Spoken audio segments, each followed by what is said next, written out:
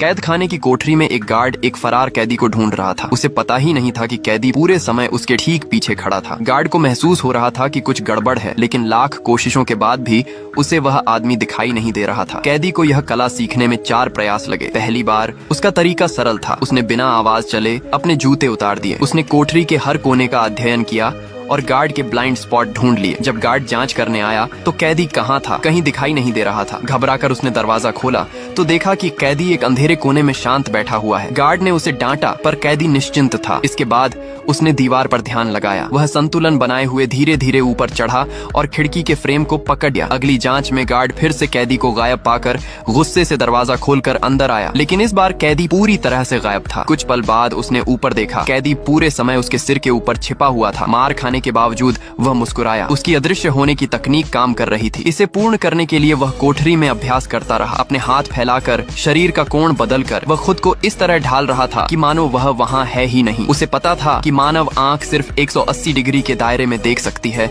इसलिए उसने दृश्य सीमा के किनारों को समझ लिया। वह उन्हीं ब्लाइंड स्पॉट्स में खड़ा रहना सीख गया और अपने कदमों को इतना हल्का कर लिया कि उसकी आहट तक सुनाई न दे। उसकी उन्नत अदृश्य कला लगभग पूर्ण हो चुकी थी। जब गार्ड फिर से जांच के लिए आया, कैदी गायब था। फर्श पर केवल उसके कपड़ों का ढेर पड़ा था। गार्ड ने कमरे की तलाशी ली, भ्रमित और परेशान। उसे एहसास तक नहीं था कि कैदी उसके ठीक पीछे उसके हर कदम की नकल कर रहा था। उसे पास किसी के होने का अजीब सा एहसास हुआ, लेकिन वह उसे ढूंढ नहीं पाया। फिर उसकी नजर एक अतिरिक्त परछाई पर पड़ी। फिर एक और बेरहम पिटाई हुई, लेकिन कैदी दर्द में भी मुस्कुराता रहा। बाद में उसने अपनी हथेली पर एक आंख बनाई और कल्पना की कि वह गार्ड की नजर है। वह खुद को मानसिक और शारीरिक रूप से इस तरह ढालने लगा कि वह पूरी तरह अदृश्य हो जाए। लगातार अभ्यास के बाद वह इस स्तर पर पहुंच गया कि उसकी परछाई तक गायब हो गई। एक दिन नियमित जांच के दौरान गार्ड को कोठरी फिर से खाली मिली। उसने दरवाजा खोला और अंदर चला आया। उसने हर कोना छान मारा, लेकिन उसे कुछ नहीं दिखा, यहाँ तक कि एक परछाई भी नहीं। अचानक पीछे से एक हाथ ने उसे मारा। अगले ही पल गार्ड जमीन पर गिर पड़ा।